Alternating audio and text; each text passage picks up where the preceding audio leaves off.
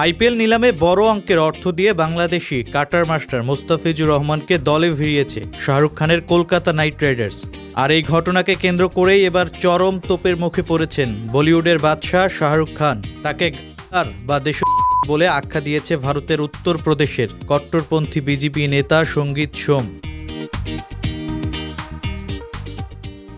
সম্প্রতি আইপিএলের মেগা নিলামে 9 কোটি রুপিতে মুস্তাফিজকে নিজেদের ডেরায় টানে কেকেআর। এরপর থেকে বিষয়টি নিয়ে রাজনৈতিক মহলে বিতর্ক শুরু হয়। ভারতীয় সংবাদ মাধ্যমের খবর অনুযায়ী বাংলাদেশি ক্রিকেটারকে বিপুল অর্থে কেনায় শাহরুখের উপর প্রচণ্ড সঙ্গীত সোম। শাহরুখকে সরাসরি করে এই বিজেপি নেতা বলেছেন, মোস্তাফিজুর রহমানের মতো খেলোয়াড়রা যদি ভারতে খেলতে আসেন তবে তারা বিমানবন্দরের বাইরে পা রাখতে পারবেন না, এটা আমার প্রতিজ্ঞা। শাহরুখ খানের মতো গাদ্দারদের এই বার্তাটি ভালো করে বুঝে নেওয়া উচিত। উনি আদতে দেশহিতা করেছেন, অথচ এই দেশের মানুষের ভালোবাসার কারণেই আজ তিনি এই অবস্থানে পৌঁছেছেন।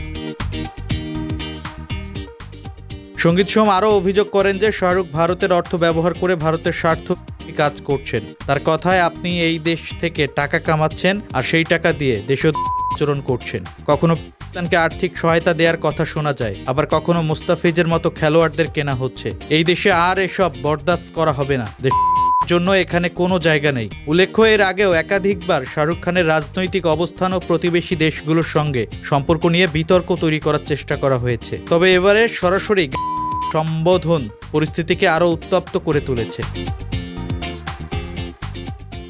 মুস্তাফিজ এবারই প্রথম কলকাতা নাইট রাইডার্সের জার্সি গায়ে জড়াবেন। তবে আইপিএলে এটি তার ষষ্ঠ দল। এর আগে Sunrisers Hyderabad, Mumbai Indians, Rajasthan Royals, Chennai Super Kings ও দিল্লি ক্যাপিটালসে খেলেছেন বাংলাদেশের 30 বছর বয়সী এই পেসার। আইপিএলের সর্বশেষ আসরে দিল্লিতে বদলি ক্রিকেটার হিসেবে যোগ দিয়েছিলেন মুস্তাফিজ।